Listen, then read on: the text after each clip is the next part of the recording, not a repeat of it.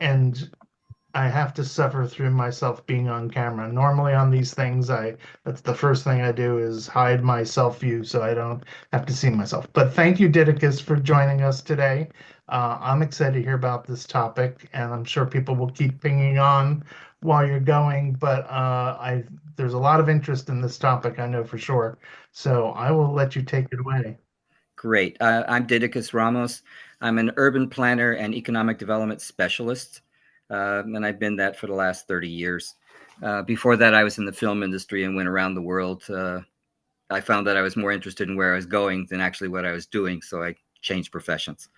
Uh, this is an introduction to this topic. I find that I'm in kind of an echo chamber and talking to myself most of the time, or a few friends, and don't get a good perspective on it, and a lot of far-ranging questions. And that's exactly what it needs if it's ever going to go anywhere. So with that, this is all about neighborhoods, community, and what they look like and how they function.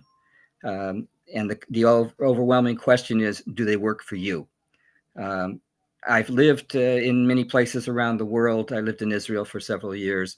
I toured Europe. I've been to Asia and worked in Asia.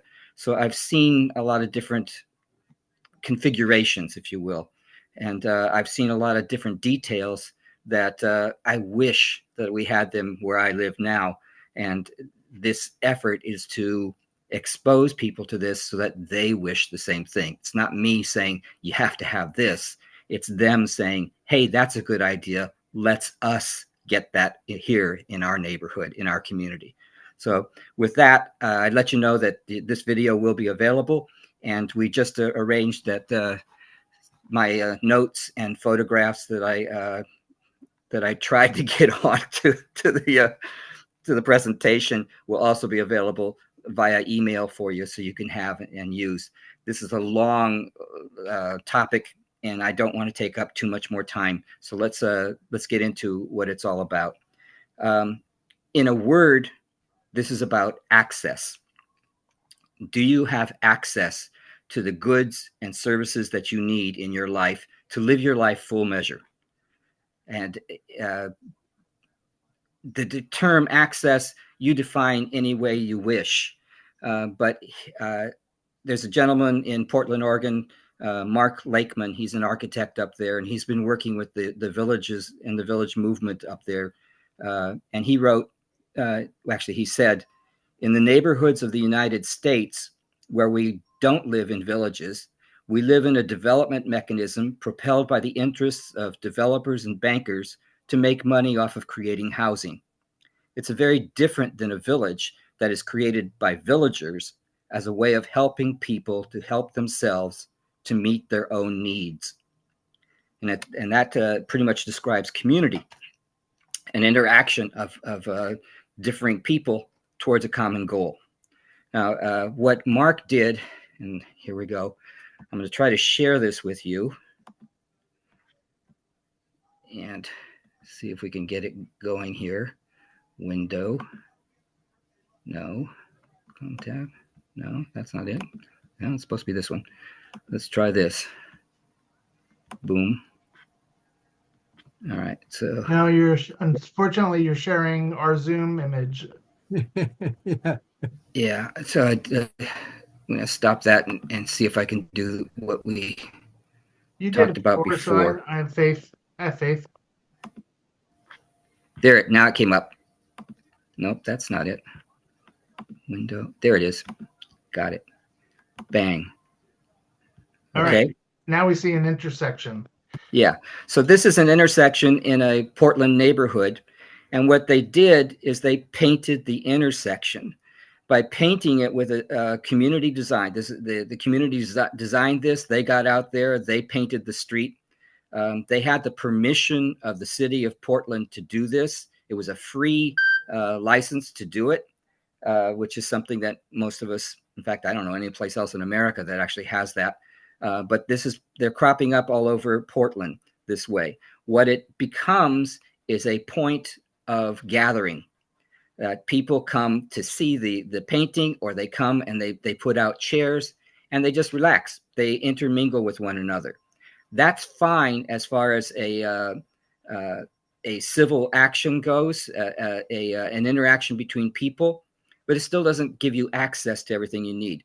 Most people feel that that they have access to what they need by simply getting in a car and going to it. Mhm. So what do they need it in their neighborhood for? And what that means is that their neighborhoods become isolation areas.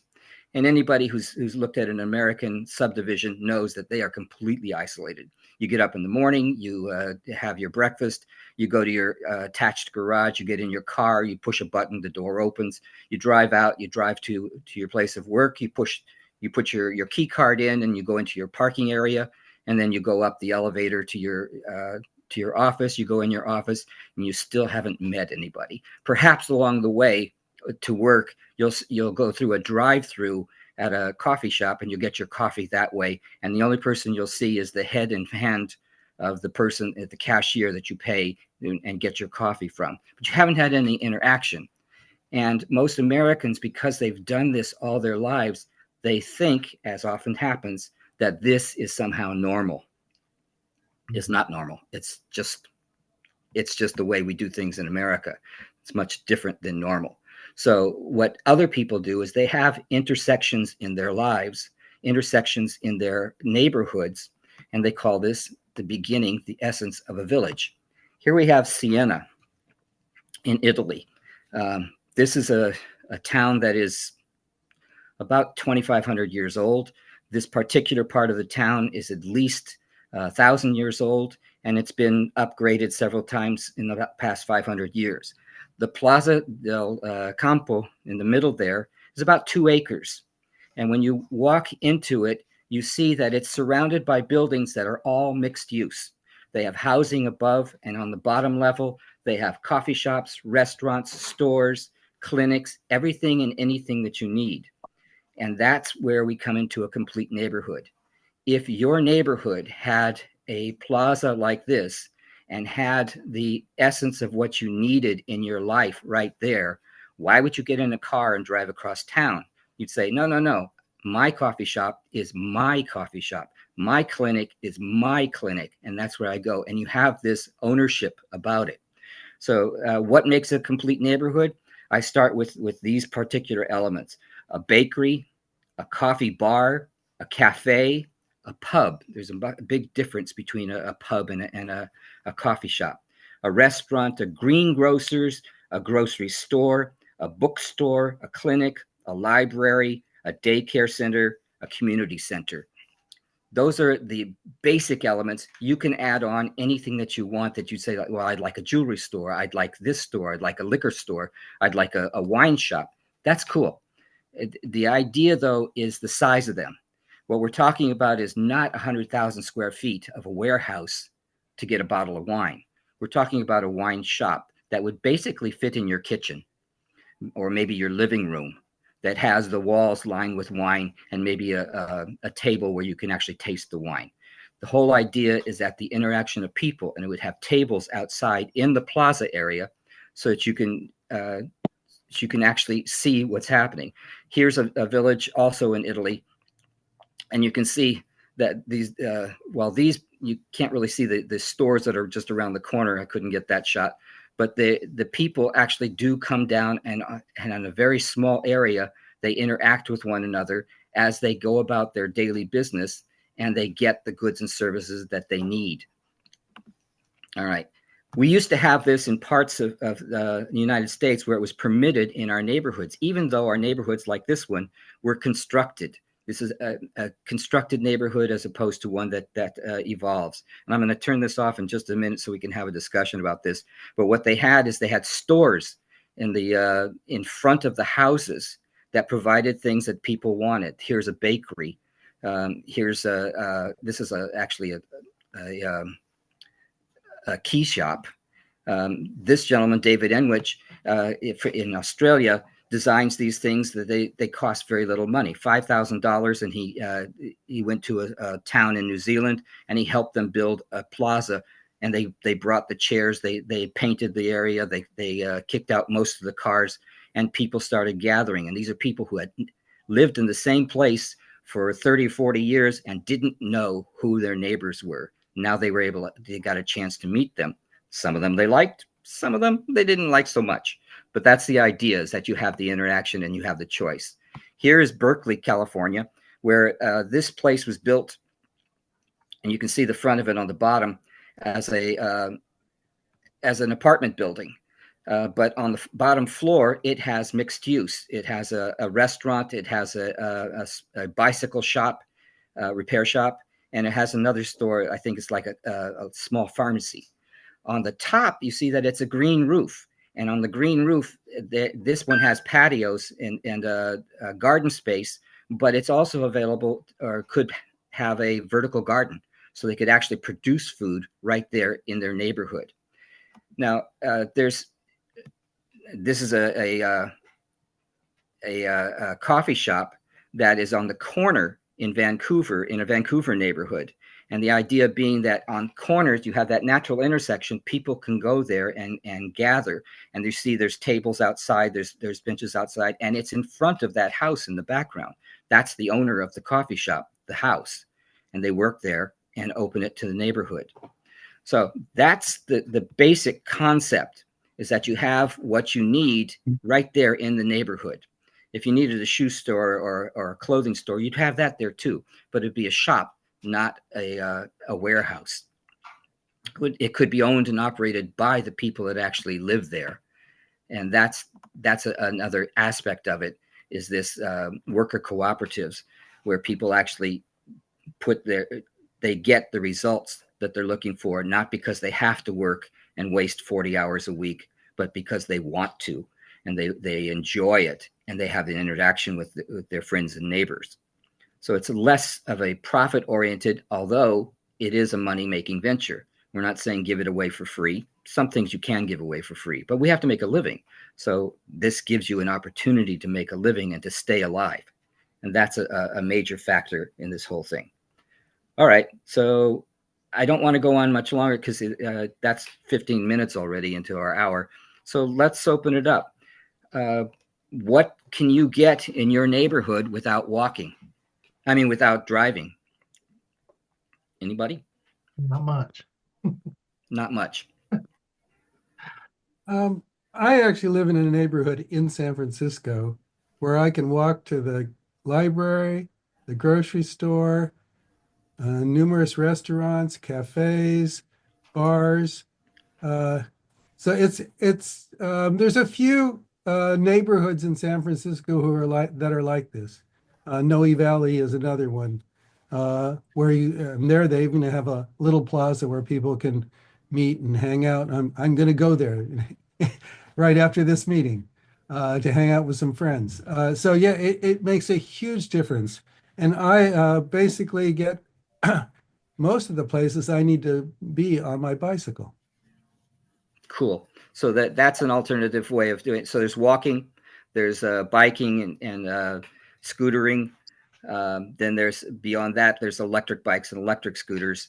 And then there's public transportation. So all of those get us around. It's that, do they have a place that they can take us, like Noe Valley?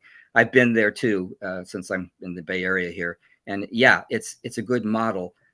It's not quite the same as European Village, but it has some of the essence of it, and it's moving towards that point that I'm advocating right now. But yes, if you don't even have that much, then you don't even know what we're talking about. And you find that in places like Little Italy in New York City, in Manhattan, where there are just places where people come and gather normally, where you see people stopping on the street and talking to their neighbors because they see them every day, and they don't use cars. They don't have to use a car because it's too close. Yeah. Why would I use a car to go across the street to a coffee shop? I don't have to. In Los Angeles, my neighbors did that. They drove to the end of the street to get something from a 7-Eleven and drove back. And I said, what are you doing? And he just kind of shrugged and he says, I didn't have the time. And then he went back in his house. And that's the only exchange that we had. I didn't have the time. Didacus, I was just going to raise one thing. I mean, there is a downside. And I don't know if it's a downside, but my neighborhood used to be a working class neighborhood. It's been gentrified to a large extent. And Mill Valley, the same thing, was a working class neighborhood. So these nice neighborhoods in cities have become quite gentrified. And now, I mean, it's the cheapest house you can get in my neighborhood is $1.2 million. Right. So that's not a small point at all, Rick. That's a major point. That's something that I've been dealing with now for about 10 years, and I have not come up with a successful way of doing it. But we need, if you look at the projection of the economy from 1980, actually from 1970 to now, you see that from 1970 to 1980, it was on an upcline for personal income in America. After 1980, it goes flat, and then recently it's actually started to come down, while the richer, the owners of industry, the captains of industry, have gone up. So there that divide, and that's really what we're talking about. How do you actually bridge that divide without people taking on yet another 40-hour low-paying job? And some of us have good paying jobs. Some of us are lawyers and doctors. Some of us are urban planners that actually get paid. And that's always a wonderful sensation. And it just doesn't stay with you long enough. So what I'm trying to figure out is there a way that we can make money or get income without adding another job? We can stay at the job that, if we have 2 or 3 jobs, we can stay at the one we love instead of the one we have to be in. And that opens it up for other people too. So that's the challenge. I've looked at a different means of doing that. I've been investigating market modes, like the stock market, like the Forex market, where you have large sums of money that trade hands, and can we coattail on that to get money, a significant amount of money, to each one of our neighbors, to ourselves? I'm talking about in California, that would be something like $10,000 a month or more, so that we actually make a significant difference. When I was talking to politicians, they said, "Oh no, $500 will do it." And for what? $500 gets you deeper into debt, and you still can't buy anything that you need.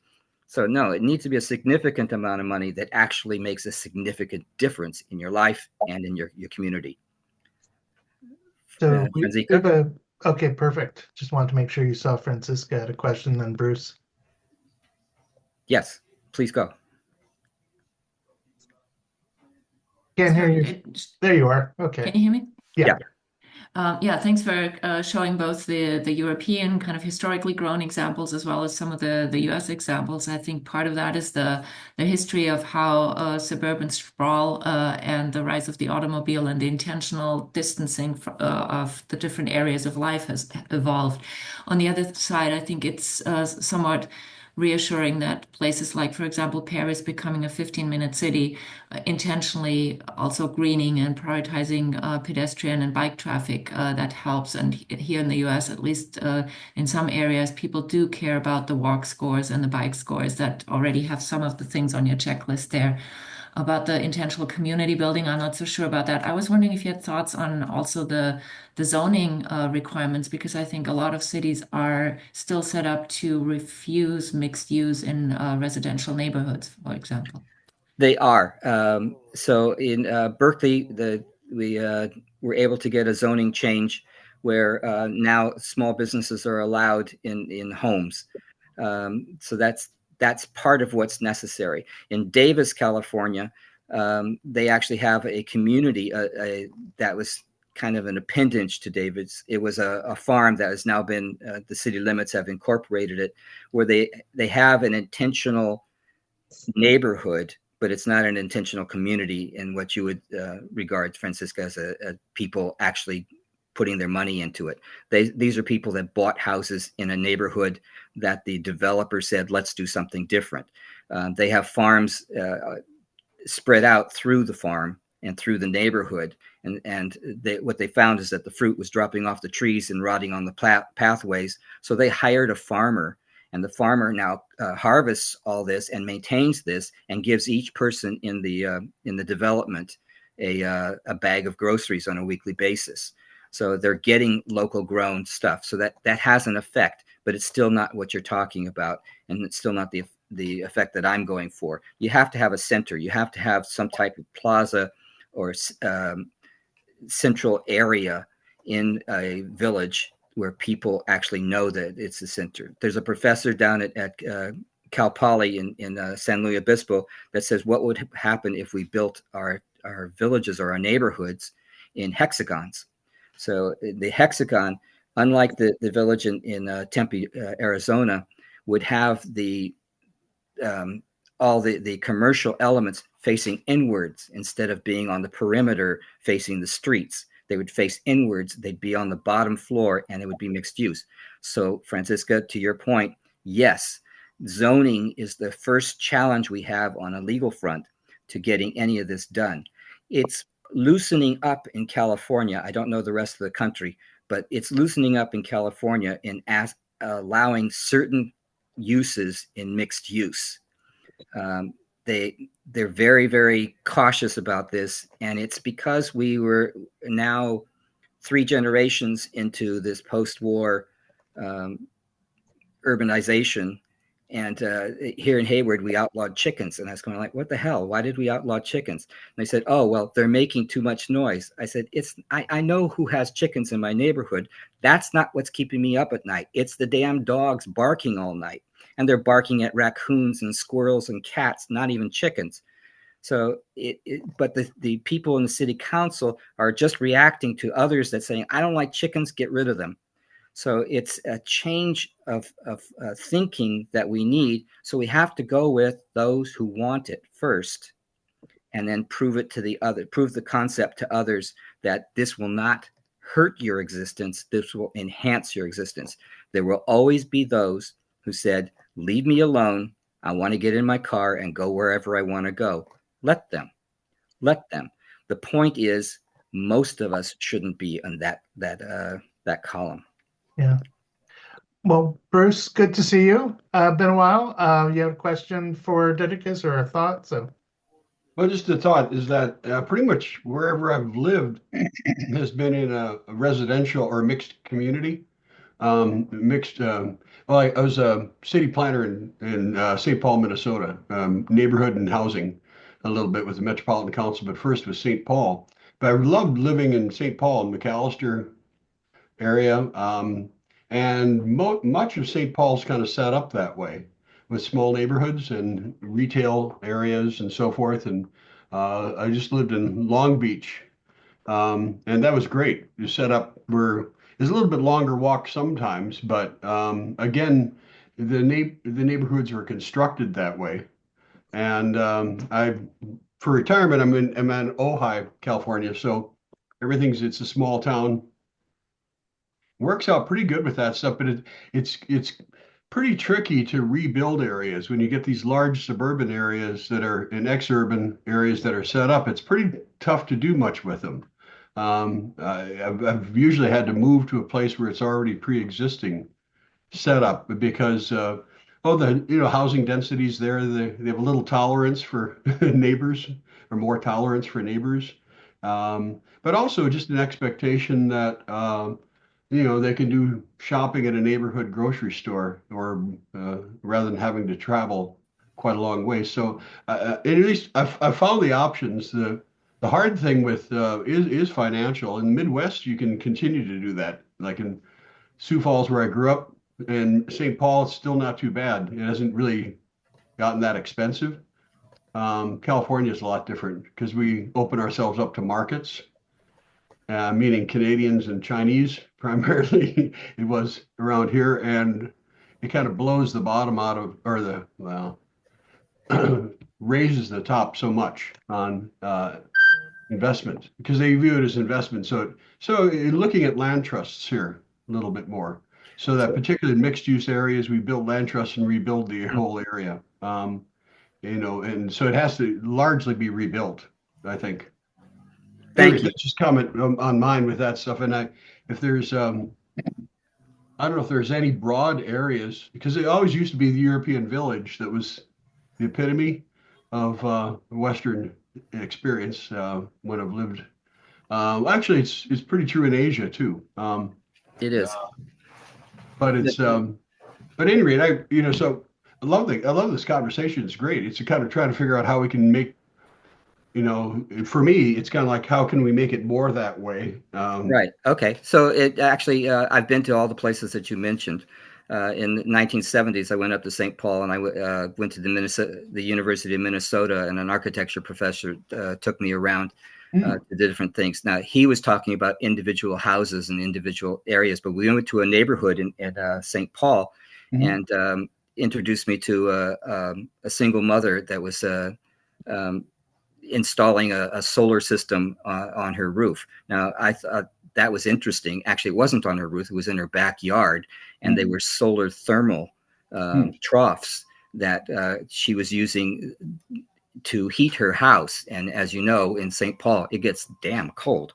So being able to heat your house in the middle of winter with solar troughs was marvelous. I was expecting to see a Black woman and her 6 kids moving around, because that's the prejudice I am for being from California.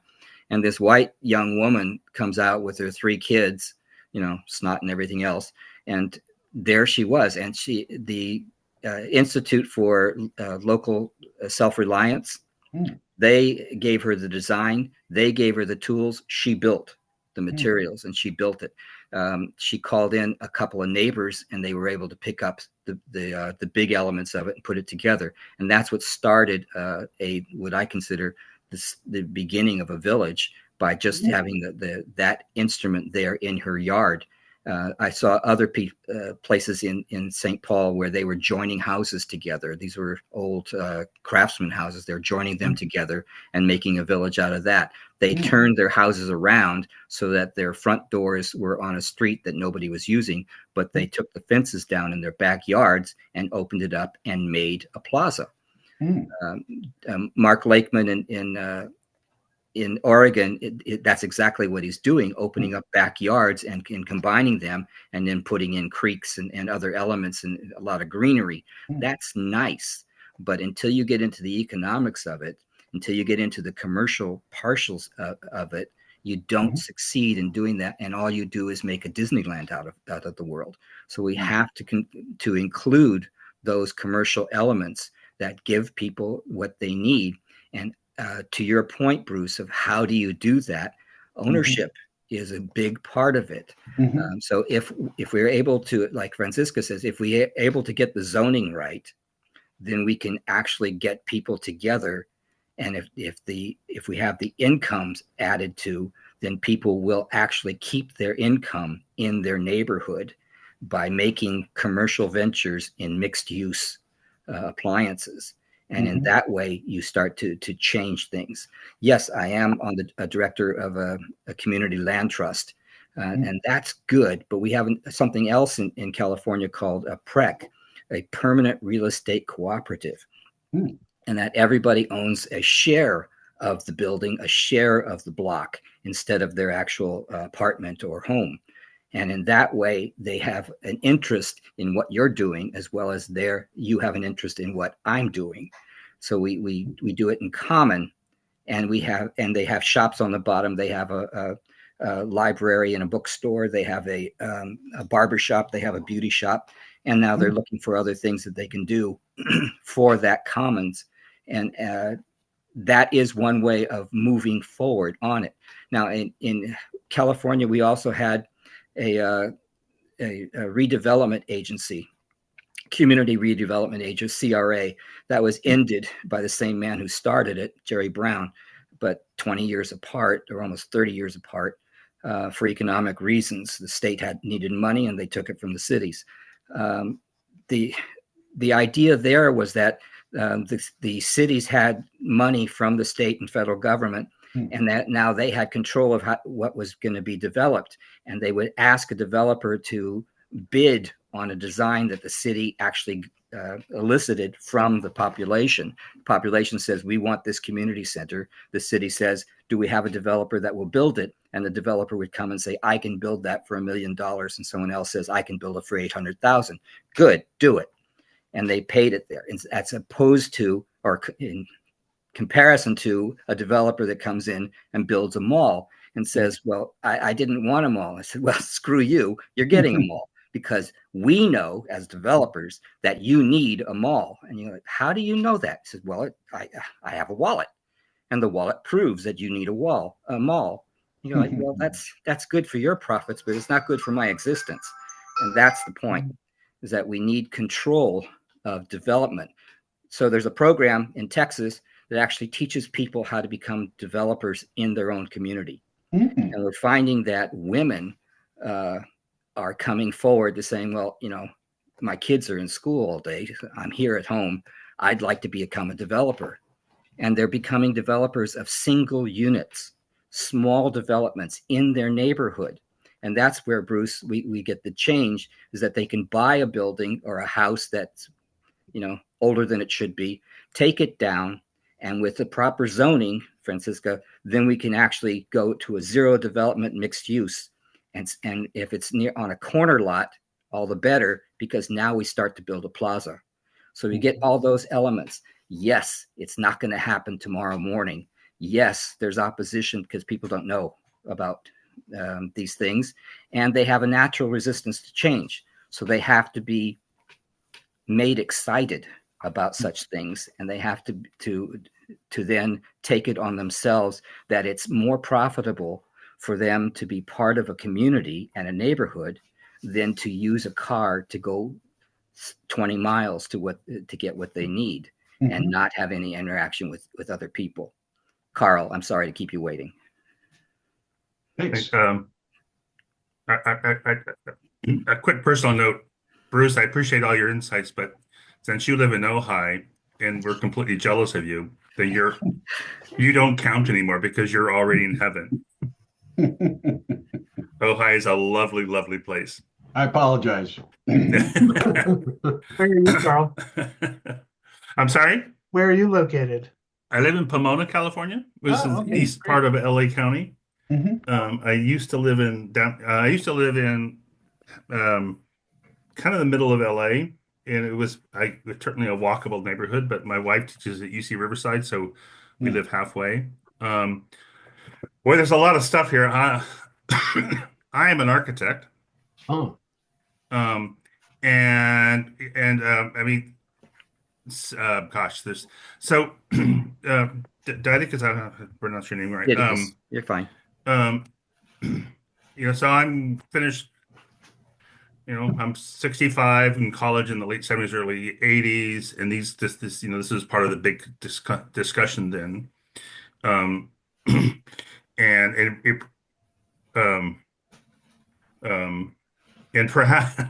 perhaps the way these sort of ideas that started to permeate are sort of architects started talking about in the early 80s.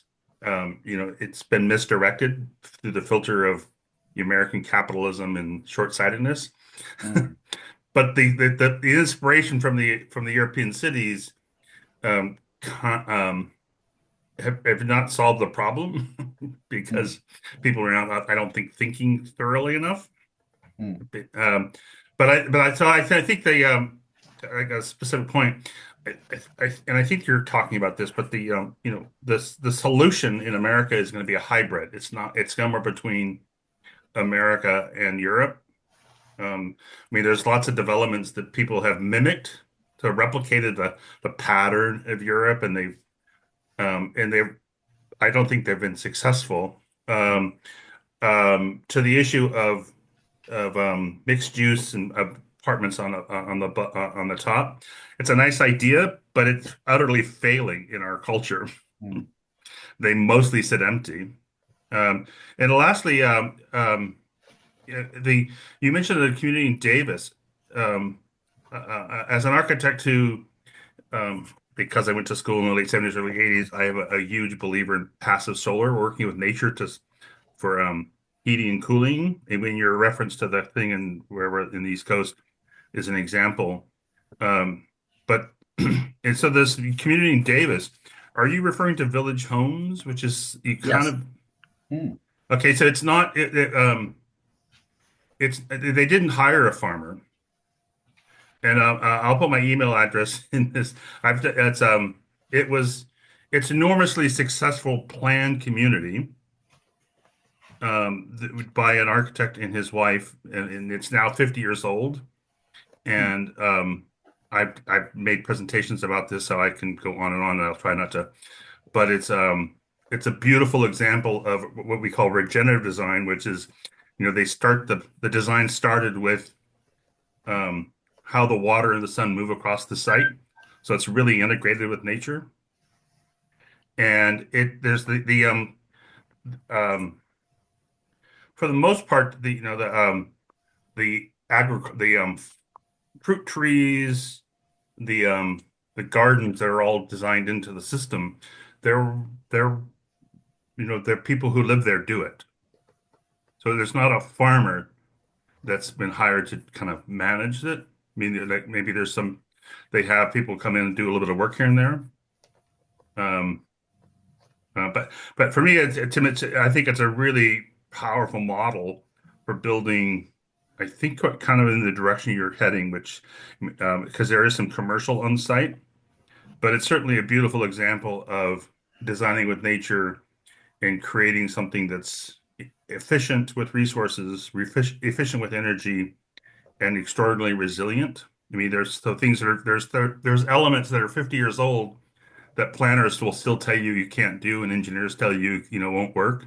Right. And so I went there 50 years ago, and I talked to I knew the mayor because he had been president of the student body in the university, and he told me, he said, well, go over here and take a look at it. So I took my dad there, who was in the building trades most of his life, and then turned into an insurance agent. And we walked around, and we squished fruit below our feet, and they might have been planted by the people that lived there, but they were on all the paths. And when we stopped people and asked them about that, they said, "Oh, with your bicycle, you have to be careful, because if you ride over the fruit, you can slip out and you can go down." So they were concerned about that. When I went to their community gardens, it was all dead. Everything was dead. And I asked, why did that happen? They said, well, people thought it was a great idea, but then they realized that you can't work in Sacramento and have a community garden in Davis. And I said, doesn't anybody actually work here? And they said, no, most of the people work other places, including the Bay Area, but they love living in that area in Davis, and they all went to the university there. So that was an issue at the time. When were you there? What year were you there? 77, 78. And that's some of the houses were still being built. What was nice about the houses is that they were actually designed by in coordination with the people that owned them. So it wasn't a developer coming in and says, I built 12 houses, buy my 12 houses. They actually designed them in coordination with an architect and had the house that they wanted. They were keen on having it solar, passive solar as much as possible. Didn't have solar panels then that were affordable, so it was all solar. So for me, the fact that they didn't have solar panels made them work harder and think harder about nature, which makes them more efficient with resources. Good point. It wasn't as easy. You're right. It wasn't as easy as it is today. I have solar panels, but they're not thermal panels. They're solar photovoltaic on my house here. And the guy came in and put them on, and now, ta-da, I'm getting the electricity from them. But there's a big difference between that and doing what you're talking about, Carl, which is actually the change of mindset, which is what we're talking about. This is the key part is, and I'm sort of kind of opinion about this, but for me, the success of Village Homes and passive solar is, in some ways, it's not as simple, but in some ways it's more simple. But in absolutely is less resources. So the idea that my beef with my profession is that like solar panels become just the Band-Aid that solves the problem, and when we apply a Band-Aid, it always creates more problems. Right. I.e., then you have slave labor removing cobalt from Africa. There you go. You have that. You have all those tangential problems that you create too, and you can't solve arterial bleeding with a Band-Aid.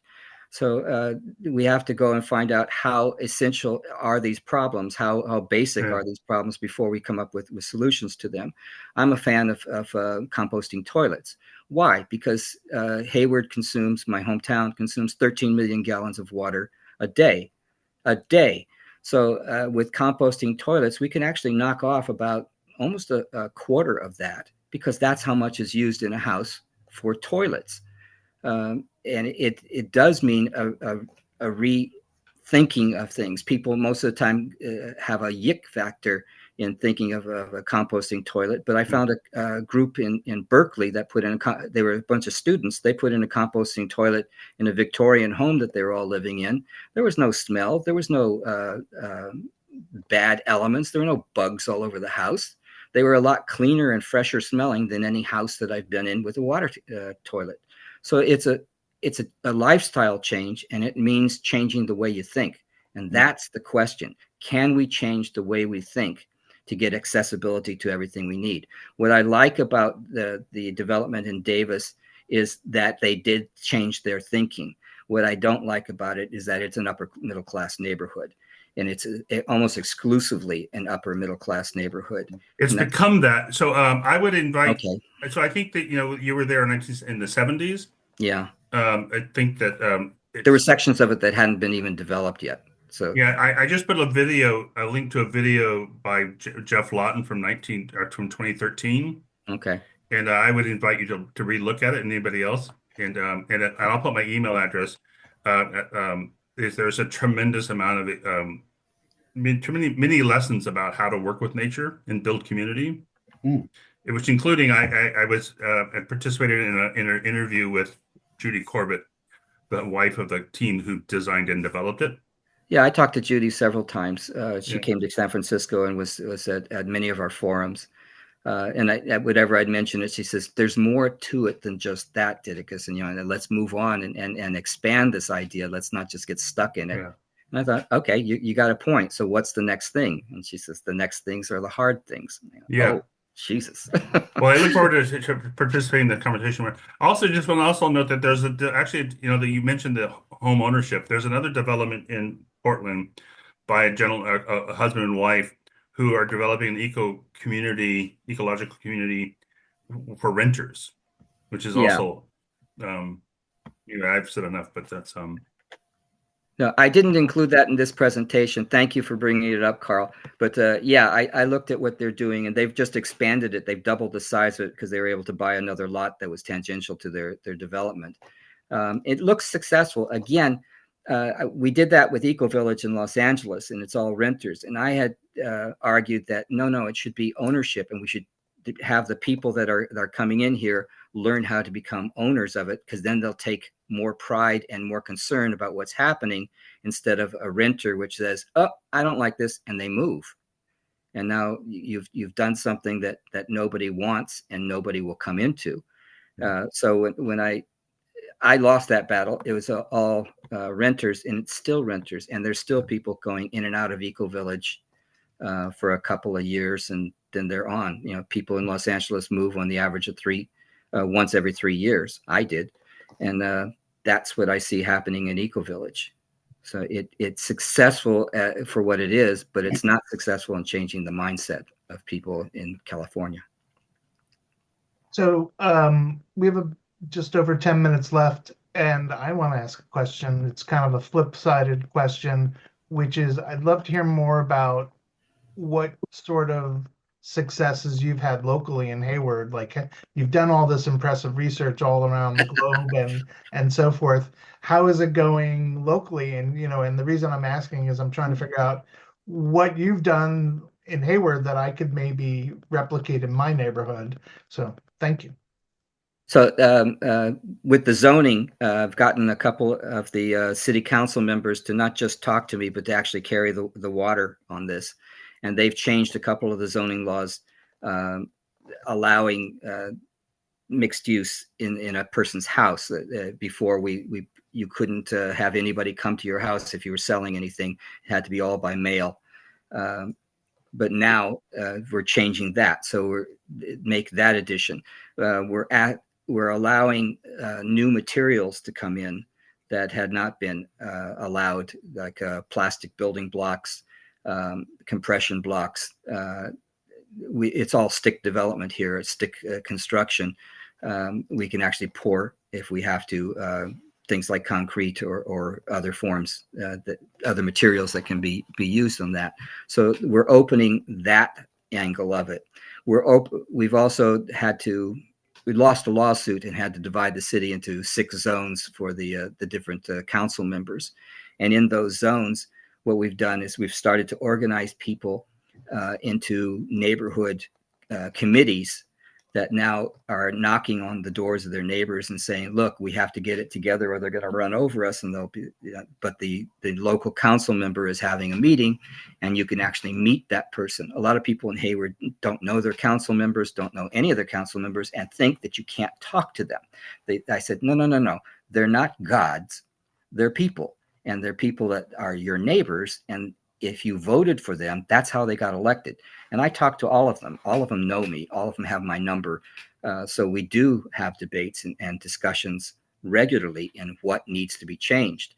We're going through the zoning code to see what the state and what the county will allow us to change so we can actually effect that change at a very, very local level, on the street level. One of the things that we're trying to do is allow streets to be more narrow than they are. Our streets are 47 feet wide. And I go, 47 feet wide, why is that? And the fire department stood up and yelled at me. They said, because we have to get our fire department, we have to get our engines in there. If you wouldn't say that if you were having a problem with the fire. And I said, well, as a matter of fact, I had a problem with the fire in Montebello where I was working. And what I did is I put standpipes at the street. Your trucks did not have to go into that development. You just put your pumper right there at the street and you connected to it. And you had lines going back to all the different houses on that development. The streets were narrower, just like they are in Davis at that development. They made narrower streets that are just wide enough for the fire department to get their truck through, but not with 2 or 3 cars. Most of them are very narrow streets. That was a change, a very severe change in the building code in Davis. And it worked. It worked. People said there was a lot of yelling and screaming that, no, you can't do this and it'll never work. And you're going to kill people. They did it. It worked. Everybody's going like, can my neighborhood be like that? I go, well, that's the attitude change that I think we're looking for. If it works. If it doesn't work, then you have to admit it. You have to say, like, you know what? This was the wrong move. All right. So if with enough discussion and enough debate, perhaps we can avoid some of those major mistakes, but we're going to make mistakes. We have to have the humility to admit that, you know what, that didn't work. Is somebody have a better idea? Yeah. And we move on from there. Thank you. So I want to make sure anyone who hasn't had a chance to ask a question, like Andy Schrader, to get a chance. So how about Andy, then Jorge? So Didacus, just be mindful that, probably just a couple minutes for each answer so we can wrap up on time. Andy? Thank you, David. And thanks, Didacus, for the presentation. I'm curious, what are your next steps for kind of spreading this? I love Siena, Italy, and I know exactly what you're talking about there. Are you looking for state laws? Are you looking for big partners like Blue Zone seems like a natural partner? Here in Petaluma, we have a pretty spectacular walkable city, depending on where you live, of course. But it's also a good place that's ripe for innovation and pilot projects. And then my last thought is, there's 11,500 residences that vanished in the space of a week in Los Angeles. And we're kind of modeling out what a new Palisades could look like. And we're certainly battling the big developers. And that would be an interesting pilot place to to bring this thinking. So curious your thoughts. So yes is the main answer. We need to make a coalition of different people. Working with community land trusts is interesting, but it still is top down. As much as it sounds like it's bottom up, it's top down. We decide what the neighborhood wants and what the neighborhood needs. And I've debated that, but people are reluctant to knock on doors and to get the neighborhood. It's hard to get the neighborhood to come out and say, you know what, I appreciate what you're doing, leave me alone. Or, hey, you know what, if all that you've mentioned, this is what I need changed. What can you do about that? And that's I think where we have to start, because it's a mind change, and a mind change doesn't happen with top down thinking. It has to percolate up, and it takes a long time to percolate up, but it never percolates up unless somebody's pushing. So you have to get out there and scratch the ground. You have to get out there and knock on the doors. We need more people to do that.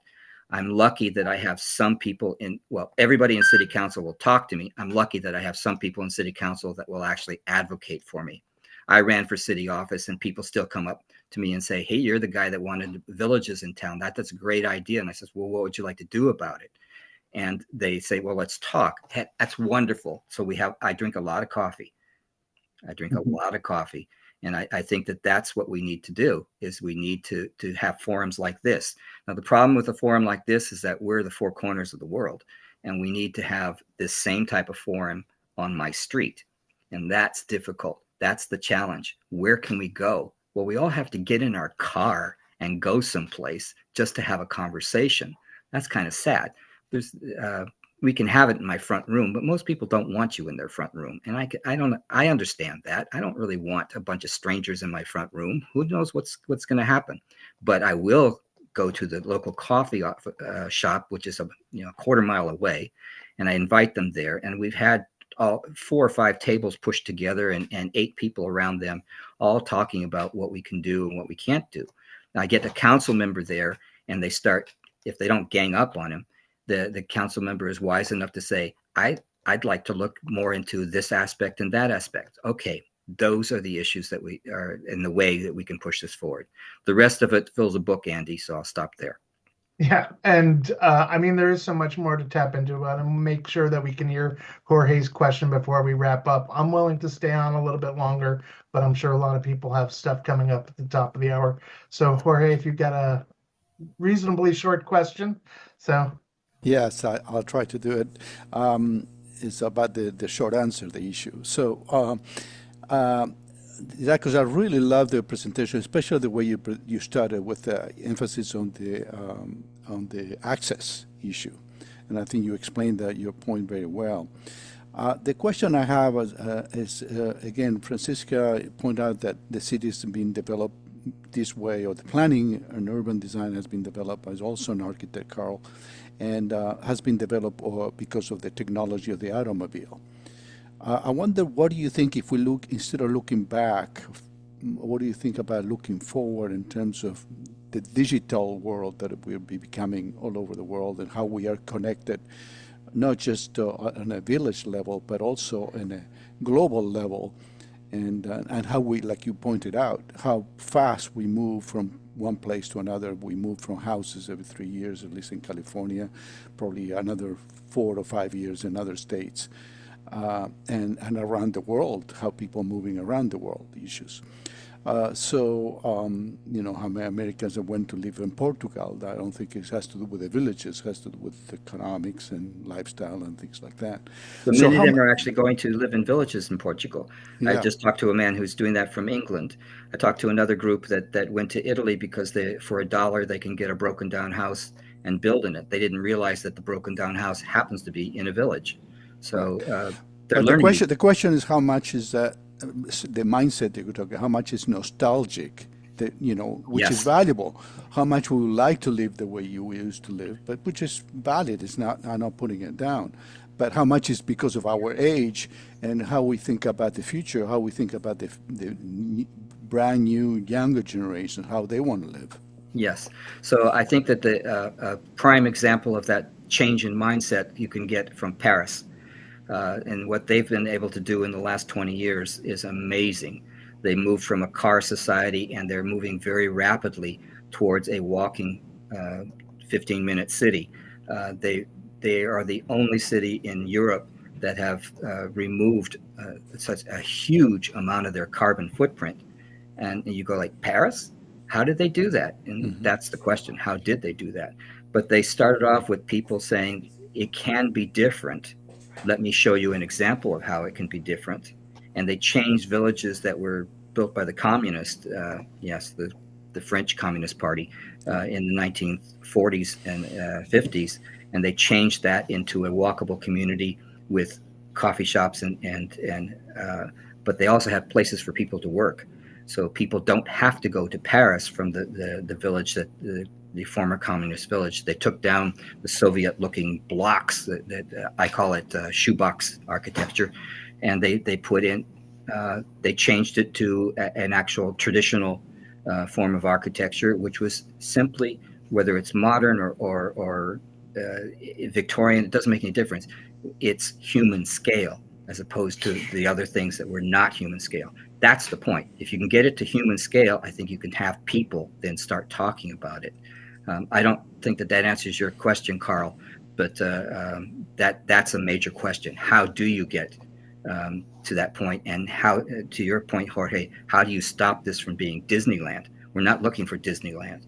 We're looking for something that really is organic. So how do you live? Do you raise food in your backyard or in your house or in your apartment? And I think that the more of that we can encourage, the quicker we can get to an actual change of mindset that leads to a change of lifestyle. But what is the impact of the digital on it?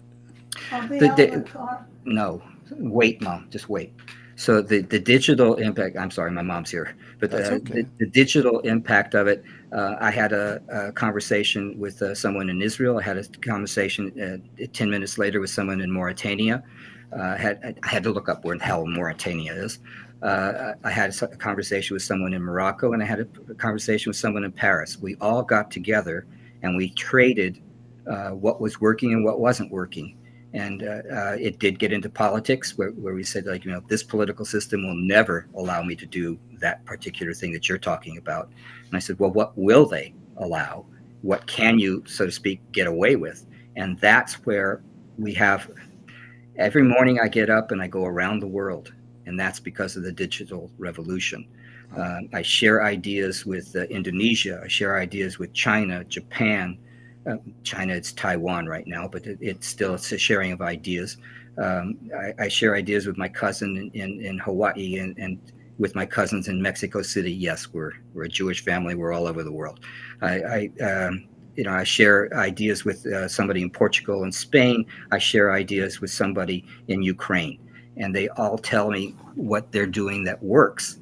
It's a challenge. Can I put that together and share it with other people? But that's the digital world that we can share that stuff with, and we can expand our way of thinking just because we have exposure to stuff that when you and I were going to school, we really didn't have that. If somebody didn't give us the book, if some professor didn't know about that, we didn't learn about it. Now but not only information, right? Because we're becoming a digital villages, right? In a way. Yes. We're connected today this way. It's a digital village. And I drink more coffee with my friends in other countries than I do with people here in California. That's a challenge, but because I'm getting waterlogged with the coffee. But the idea that we can trade ideas like that, that's the beginning of it. Now we have to expand that and share that with more people. Didacus, I thank you so much for everything. I'd like to sort of find a wrap-up point because a lot of people are hopping off.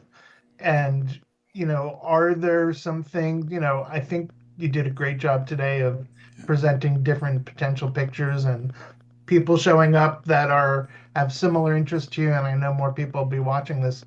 What could the We All California community do going forward to keep furthering this conversation and ideation? And what would you like to see maybe in the last 2 or 3 minute conclusion?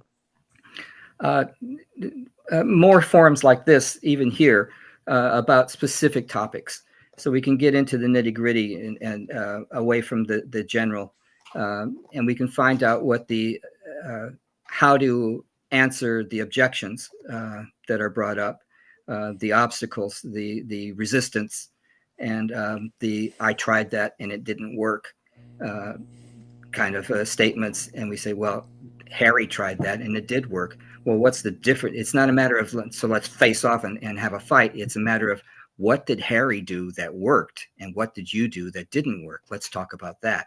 And getting people to talk in that area, which is what you've been doing, David. So we don't have brawls, we have discussions.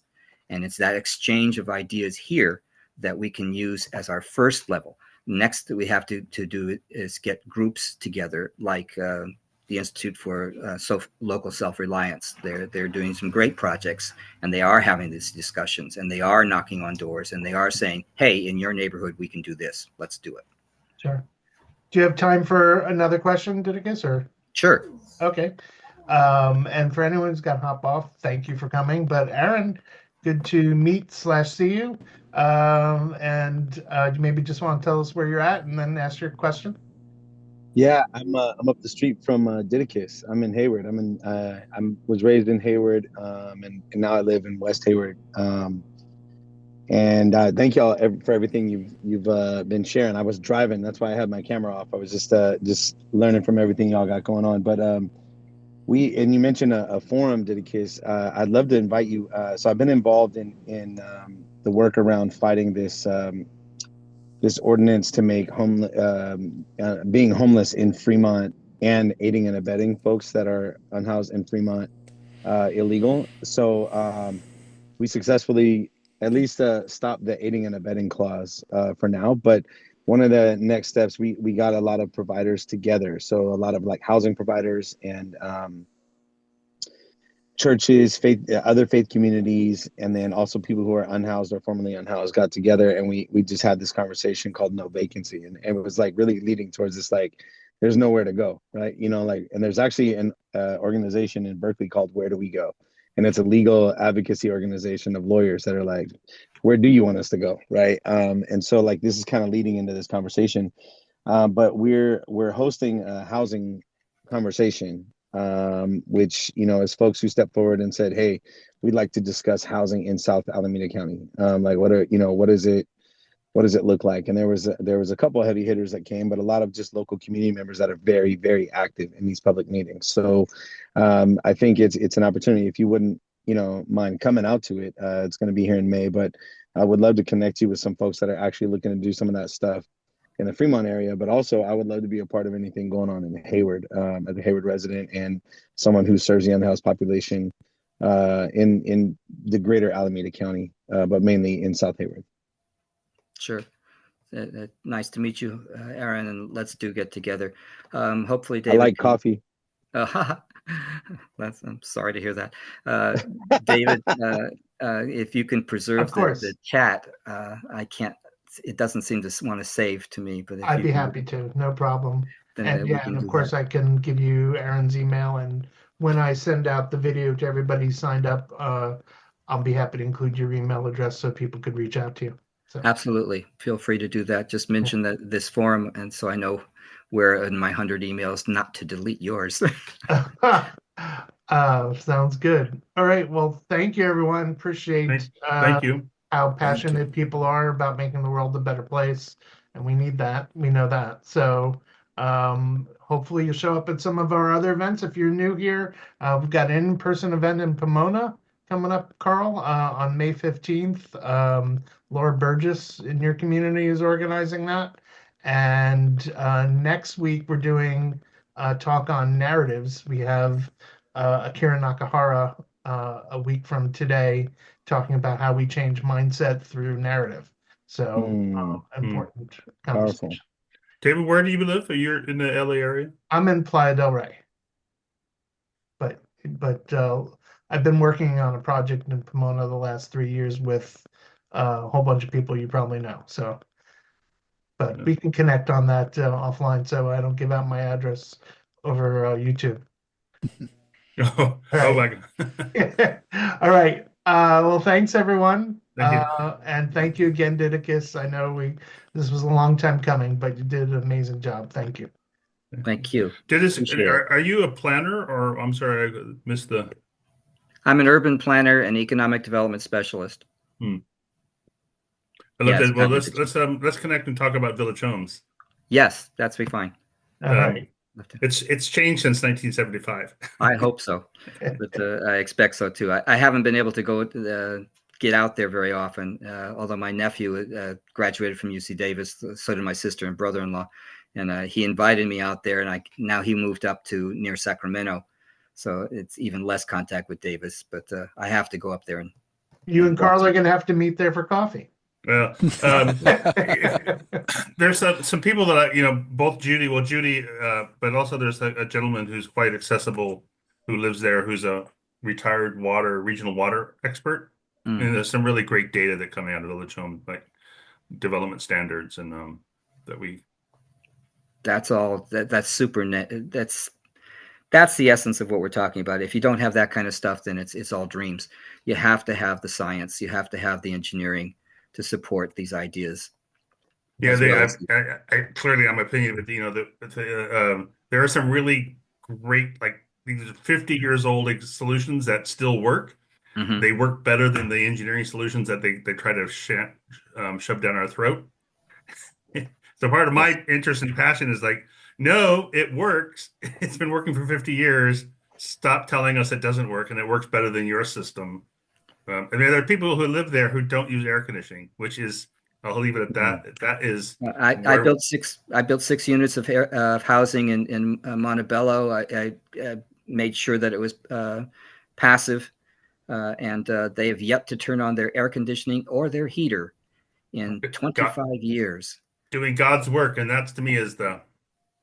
Yeah, but the city yelled at me. They said, you can't do this anymore, and I go, but it worked. Well, let's put our heads together and figure out how to get that out in the world more, because that's Southern California Edison actually was my partner on that. Wow. Well, I do have to head out, but also, Aaron, I don't think I consciously said it. Thank you for all the work you're doing to help the people who are struggling to maintain housing. I appreciate, and we need people like you doing that. So thank you. I need the wisdom from you all. Didacus, I'd love to connect offline, because I'm working with a client that's looking to do like a high density development too at a church. When you get David will be sending out the email with the recording, and also my email, so you can get me. Thank you all. All right, this is very helpful. Thank you. Bye. Affordable housing. What?